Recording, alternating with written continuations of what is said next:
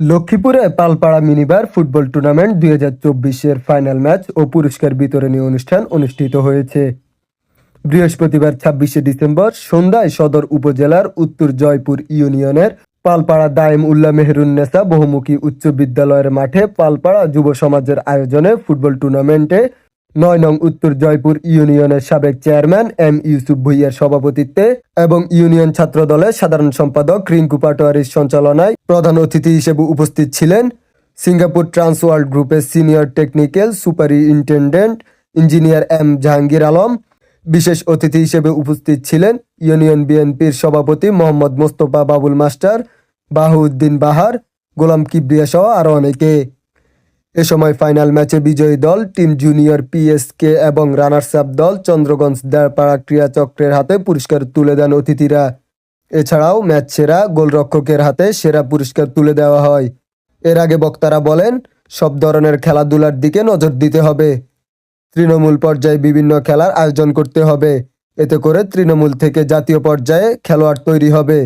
গত 17 বছর এরকম মনোমুগ্ধকর খেলার আয়োজন করা হয়নি। খেলাধুলার মাধ্যমে যুব সমাজের অবক্ষয় রোধ হয়।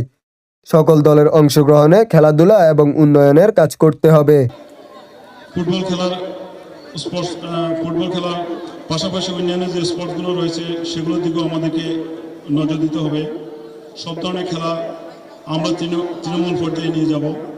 তৃণমূল পর্যায় থেকে অনেক ভালো ভালো প্রতিভাবান খেলোয়াড় উঠে আসবে এবং একসময় তারা জাতীয় খেলাও খেলবে, জাতীয় দল হয়ে বাংলাদেশের মুখ উজ্জ্বল করবে। খেলাধুলা কোনো দলীয়করণ নয়, এটা একটি সম্প্রীতি বন্ধন।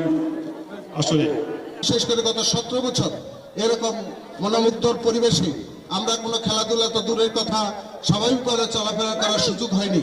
আজকে দেশের এক পট পরিবর্তনের কারণে গত 5 অক্টোবর এদেশের ফ্যাসিস্ট সরকার এদেশ থেকে ক্ষমতা ছেড়ে দেওয়ার পরে আজকে আমরা হয়তো সেই সুযোগ পেয়েছি।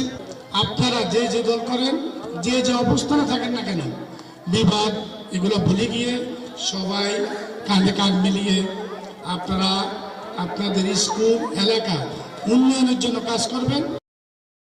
News desk, Lakshmipur Times.